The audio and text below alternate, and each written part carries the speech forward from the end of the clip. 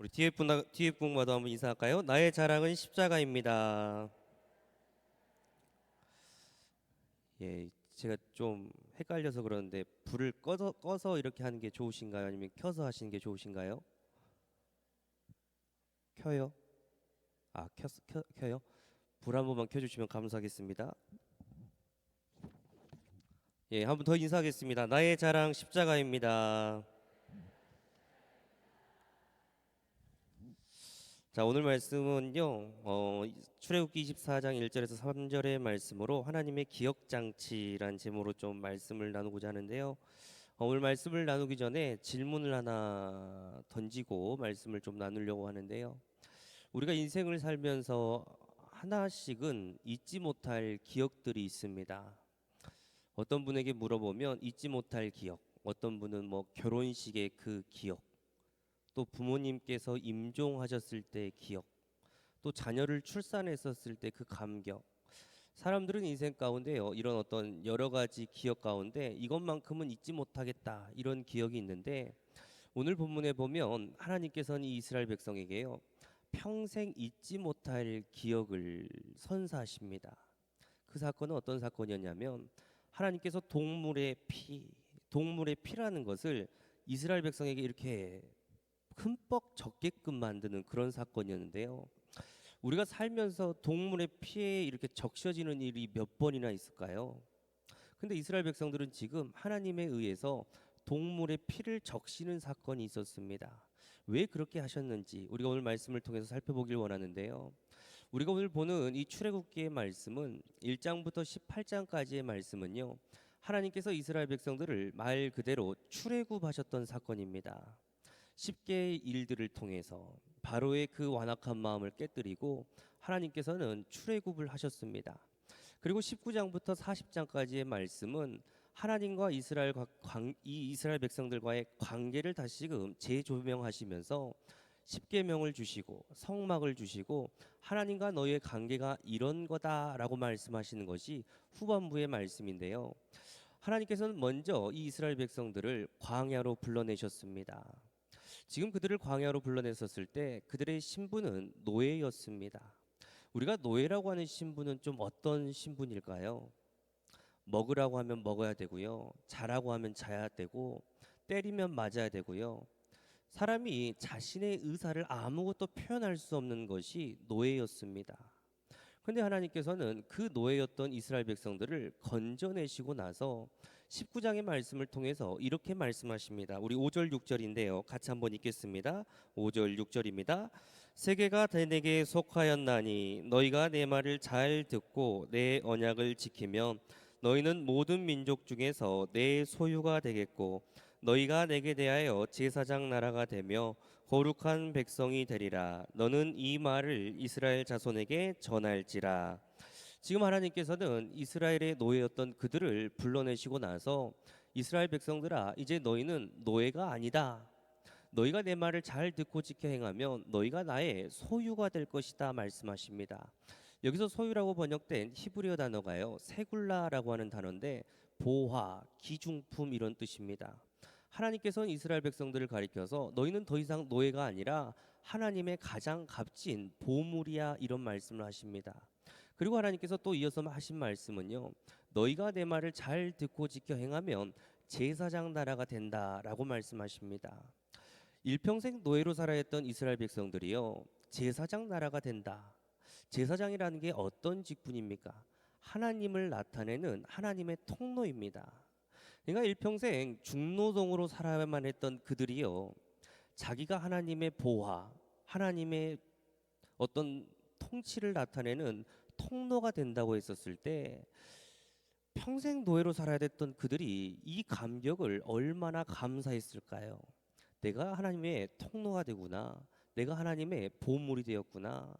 근데 하나님께서는 여기서 멈추는 것이 아니라 오늘 본문의 말씀을 통해서요, 평생 잊지 못할 기억을 선사하시는데, 오늘 본문 1절에서 3절 같이 한번 좀 읽겠습니다. 우리 24장 1절에서 3절입니다. 같이 읽겠습니다. 또 모세에게 이르시되 너는 아론과 나답과 아비후와 이스라엘 장로 70명과 함께 여호와께로 올라와 멀리서 경배하고 너 모세만 여호와께 가까이 나오고 그들은 가까이 나오지 말며 백성은 너와 함께 올라오지 말지니라. 모세가 와서 여호와의 모든 말씀과 그의 모든 율례를 백성에게 전하매 그들이 한 소리로 응답하여 이르되 여호와께서 말씀하신 모든 것을 우리가 준행하리이다. 아멘. 지금 모세는 시내산이라는 곳에서요 하나님의 말씀 율법을 받아왔습니다. 출애굽기 20장의 말씀에 보면 십계명이 등장하는데 지금 이스라엘 백성들 앞에요 모세가 말합니다. 십계명의 내용을 보면 첫 번째, 나 외에 다른 여호와를 섬기지 말라. 우상 숭배하면 안 돼. 그리고 어떤 다른 신으로 우상 숭배하면 안 되고 여호와 이름을 망령되이 부르지 마. 안식일을 거룩하게 지켜야 돼. 모세가 십계명의 말씀을 하나하나 이렇게 얘기할 때요.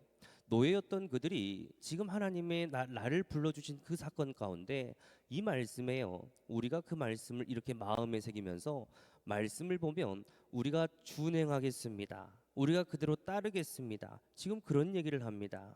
지금 그들이 이 모세의 말씀 가운데 아멘으로 화답하는 겁니다.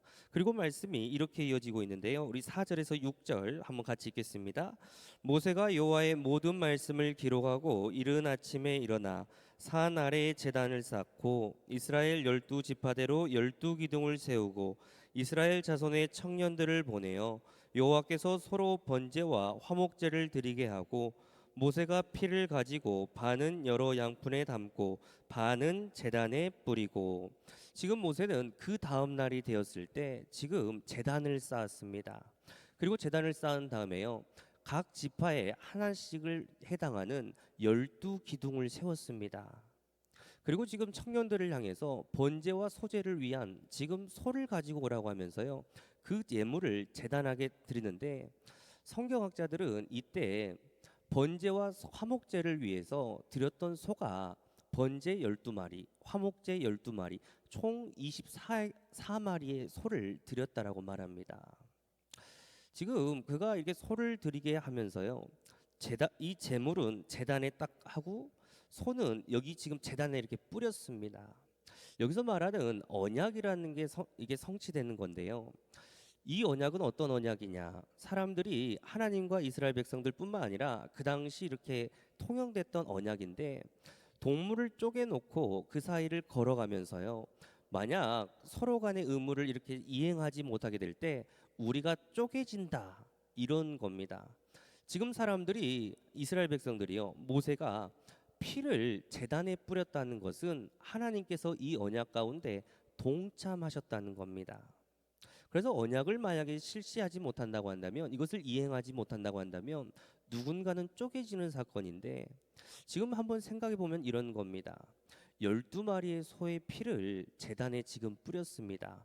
그리고 지금 여기 앞에는 12마리의 소의 피가 절반이 남아 있습니다. 제단 앞에 12마리의 소를 뿌렸을 때 그 피의 냄새가 얼마나 흥건했을까요? 그 냄새가 얼마나 이렇게 진동했을까요? 12마리의 소. 근데 여기서 끝나는 것이 아니라 모세가 이런 일 다음에 평생 잊지 못할 기억을 선사하는데요. 자, 우리 7절 8절 같이 한번 읽겠습니다. 7절 8절입니다. 언약서를 가져다가 백성에게 낭독하여 듣게 하니 그들이 이르되 여호와의 모든 말씀을 우리가 준행하리이다. 모세가 그 피를 가지고 백성에게 뿌리며 이르되 이는 여호와께서 이 모든 말씀에 대하여 너희와 세우신 언약의 피니라. 모세는 어제와 마찬가지로 지금 십계명의 말씀을 그들에게 말했습니다. 너희가 하나님을 망령되이 부르면 안 돼. 안식일을 거룩하게 지켜야 돼. 우상 숭배하면 안 돼. 십계명의 말씀을 하나하나 이렇게 이야기하고 있는데 이스라엘 백성들이 그 얘기를 마음에 새기면서 어제와 마찬가지로 내가 그 말씀을 준행하겠습니다 말합니다. 그런데 이때 그들이 하나님의 말씀을 준행한다고 하니까요. 모세가 말씀해 보니까 그들을 향해서 동물의 피 12마리의 소의 피를요 뿌리는 것을 보게 됩니다. 갑자기 한순간에 동물의 피가 머리부터 발끝까지요 70명의 장로들이 흠뻑 적셔진 것입니다. 갑자기 피를 맞았던 사람들이 그 모습을 보면서 숨죽여 보면서 이게 도대체 뭔 일일까? 이게 도대체 뭐지? 그들은 숨죽여 지켜볼 수밖에 없었습니다. 이때 모세가 말씀을 이어가는데 이 피는 너와 하나님 사이에 맺어진 언약이다. 언약의 피다. 이런 말을 합니다. 8절 말씀을 보면 모세가 그 피를 가지고 백성에게 뿌리며 이르되 이는 여호와께서 이 모든 말씀에 대하여 너희와 세우신 언약의 피니라.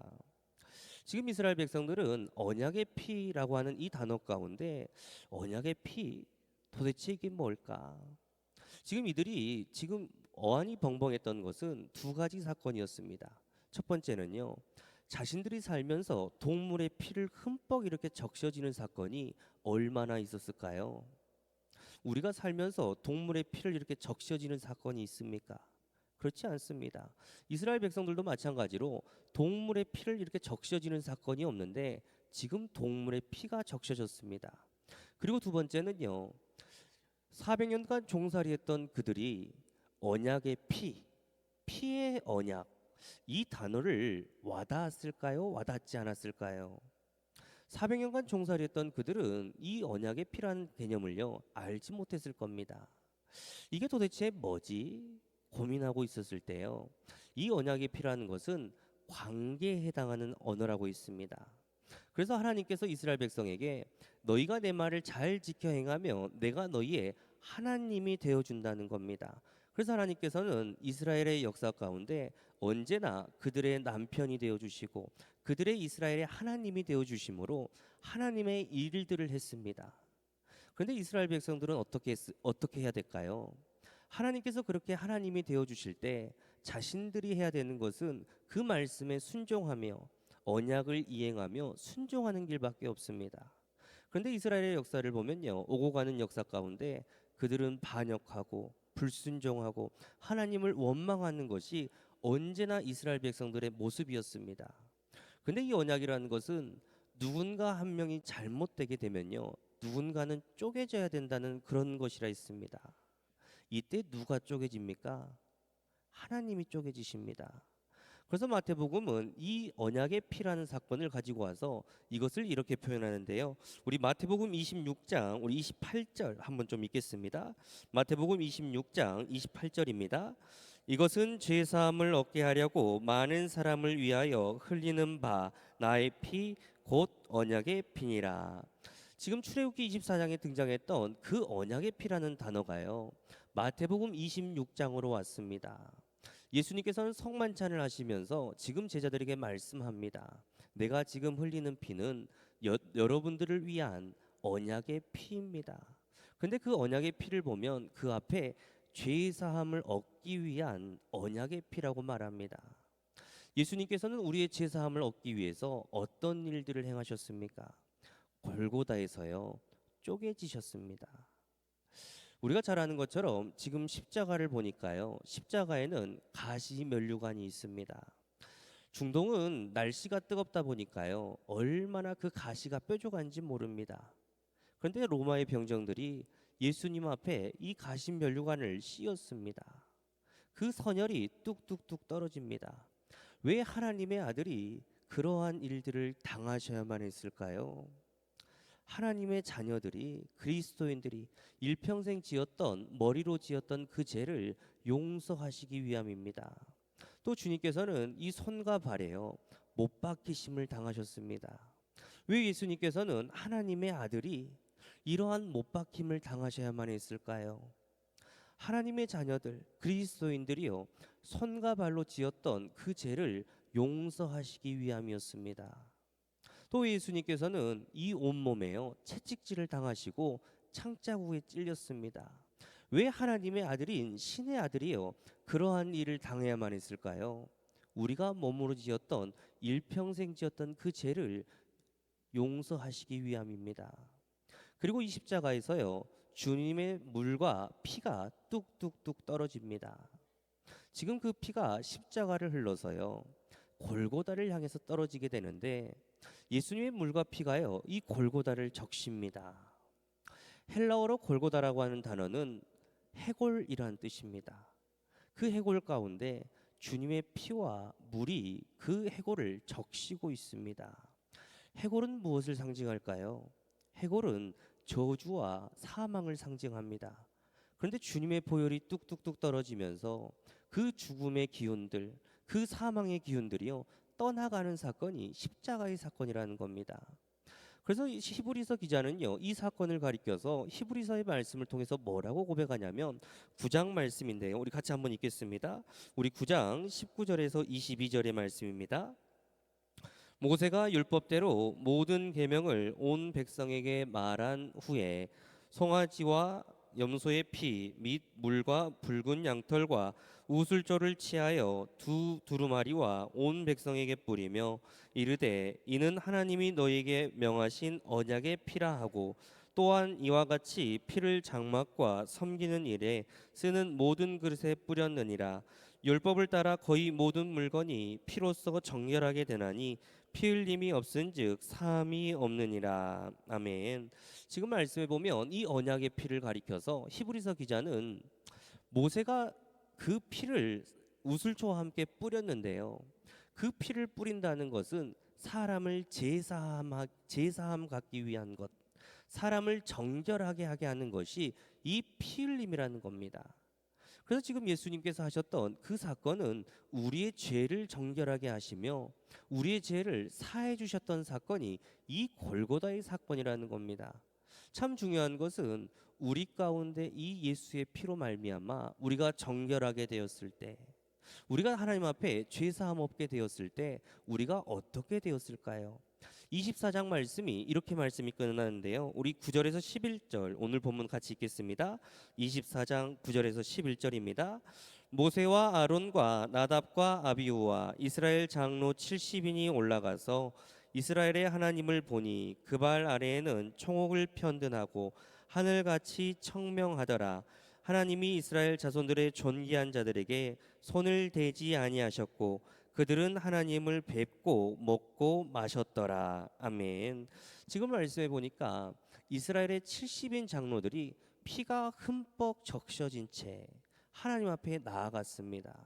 그들이 하나님 앞에 나아갈 수 있었던 것은 그들이 깨끗한 것이 아니라 죄의 피를 뿌렸던 그들을 하나님께서 존귀하게 여겨주셨기 때문입니다. 그 존귀한 자들과 하나님께서 무엇을 하셨습니까? 먹고 뵙고 마셨다라고 합니다.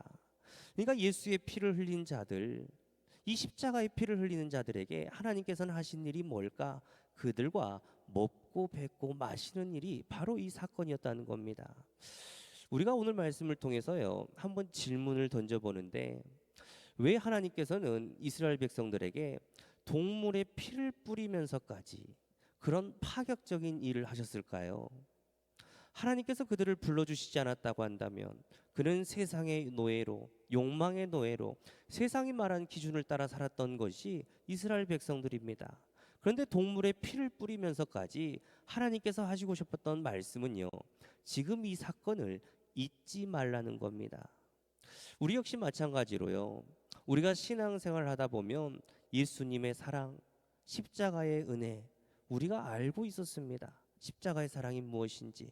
근데 이 세상을 살다 보니까 이 세상이 말하는 기준과 이 세상이 말하는 그런 성공에 취해 가지고요, 내가 어떤 소유가 많으면 나는 행복한 사람, 내가 뭔가 소유가 없으면 불행한 사람, 하나님께서는 우리를 가리켜서 소유가 있고 없냐를 따라서 너가 행복한 사람, 뭐 사랑하는 사람 이렇게 말씀하시는 것이 아니라 그냥 그 존재 자체만으로 사랑한다 말씀하시는데, 우리는 이 사실을 잊어버린 채요, 우리는 뭔가 소유를 가지는 걸 가지고서 내가 세상으로 행복한 사람, 내가 세상에서 성공한 사람 막 이런 얘기를 합니다. 하나님께서 오늘 말씀을 통하여 예수의 보혈 가운데 이 십자가의 사건 가운데 우리에게 하시고 싶은 얘기가 뭘까요?